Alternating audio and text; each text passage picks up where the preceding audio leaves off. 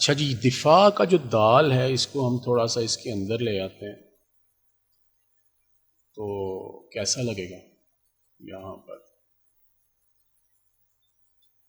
और अब फे के साथ हम जो है ना ये इसको करेंगे। अच्छा, ये फे के अंदर ये देख रहे हैं ये चीज़ आ रही है, इसके लिए हम ये करते हैं एक छोटा सा कोई भी एक ऑब्जेक्ट लेके ना, ये चलें हम ये इसको इसी को ले लेते हैं, यहाँ पर रख लेते हैं और इसके साथ फे के साथ हम इसको वेल्ड कर लेते हैं ताकि ये एक जैसा ही हो जाए। ठीक है।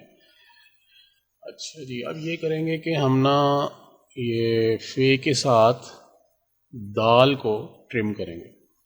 फे को हम ऊपर ले आते हैं और ऑब्जेक्ट में जाके हम पाथ पे जाते हैं और इसको हम ऑफसेट पाथ करते हैं, ओके करते हैं और इसके साथ हम इसको ट्रिम कर देते हैं।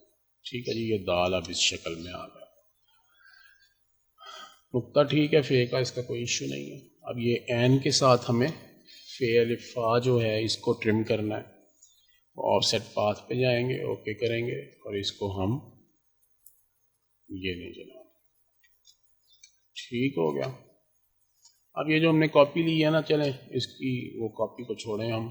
यहाँ से मैं इसको दोबारा सबको सेलेक्ट कर लेता हूँ, ओके जी, और इसको जस्ट एडिट में जाके कॉपी करता हूँ और यहाँ से जाके हम इसको पेस्ट कर देते हैं, पेस्ट इन फ्रंट।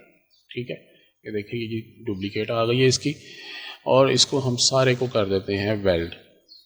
वेल्ड करने के बाद हम ये करेंगे कि हमें इसकी जो है ना वो चाहिए एक ऑफसेट पाथ चाहिए। ये अब अनग्रुप आ रहा है, ये शायद ऑफसेट पाथ भी सही नहीं बनाएगा, तो चलें देख